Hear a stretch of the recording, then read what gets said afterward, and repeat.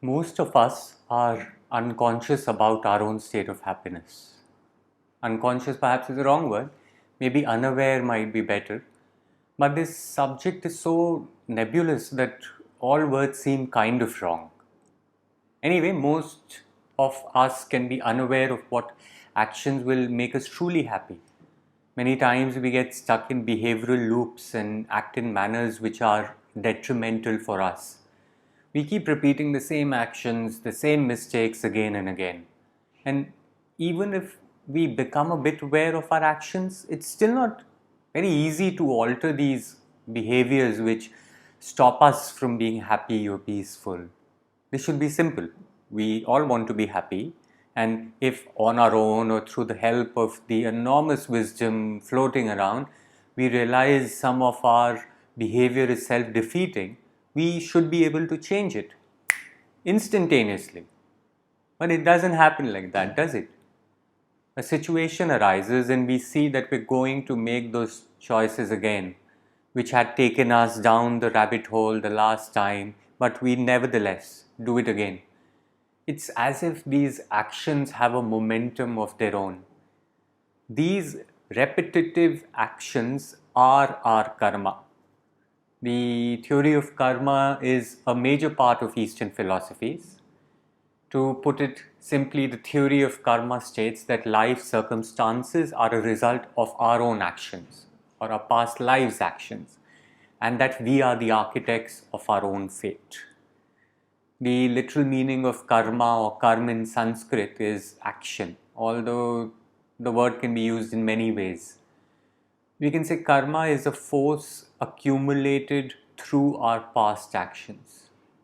We are born with certain inclinations and tendencies. Through our choices, we manifest these inclinations and tendencies into life events. Through conscious or subconscious decisions, we create or choose a major part of the world we inhabit.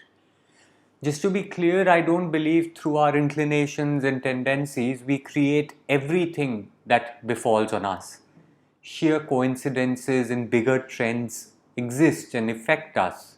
Everything that happens to us is not because of our own actions. But barring those occurrences, for the most part, we through small accumulated choices create a majority of the reality we inhabit. These inclinations and tendencies through which we greatly influence the reality we experience is called our karma. Now, whether one chooses to believe in the karmic theory and past lives is not that important, and frankly, it is irrelevant to our growth in this life. But there are psychological patterns in us which, however they got there, are deeply ingrained. And some of these patterns, these inclinations, tendencies keep messing up our lives. We can be the single biggest source of our misery. While trying to satisfy our desires and while engaging with the world, the consequences of these patterns come out. We all want to be happy. We try to make our lives as pleasurable as possible. We do things which will give us either short term or long term pleasure. And in the course of pursuing happiness, we pick out certain outcomes which we believe will give us happiness and we go after it. But when the consequences of our actions are not to our liking or unpleasant, we sooner or later start to question ourselves. This shakes us up and creates a chance for us to grow. There is a poem by Portia Nelson. I walk down the street. There is a deep hole in the sidewalk. I fall in. I am lost. I am helpless. It isn't my fault. It takes forever to find a way out. I walk down the same street. There is a deep hole in the sidewalk. I pretend I don't see it. I fall in again. I can't believe I am in the same place, but it isn't my fault. It still takes me a long time to get out. I walk down the same street. There is a deep hole in the sidewalk. I see it is there. I still fall in. It's a habit. My eyes are open. I know where I am. It is my fault. I get out immediately. I walk down the same street. There is a deep hole in the sidewalk. I walk around it.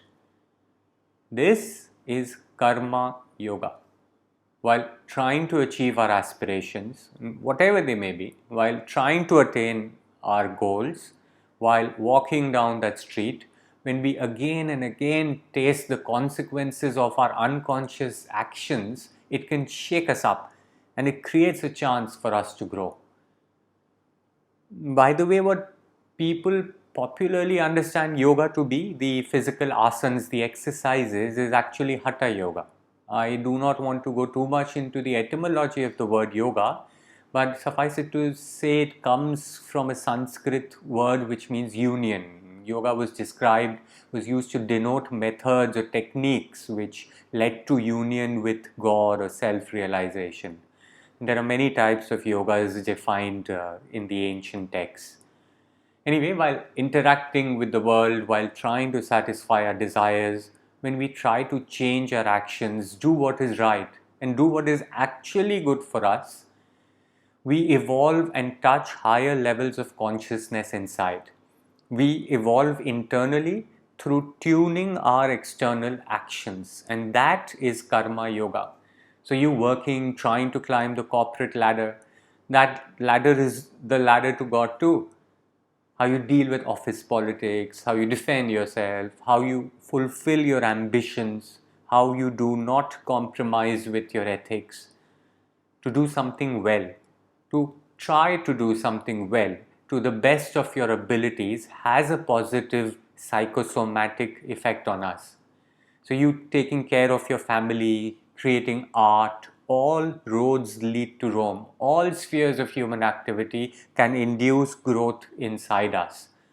What exactly one does is extremely contextual and unique to a situation. Your exact journey will be different than anybody else's who has walked on this earth before and will after you were born.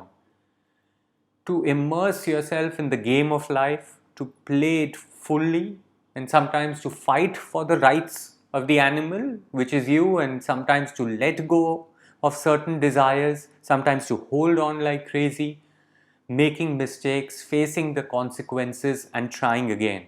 That is karma yoga, the path of action.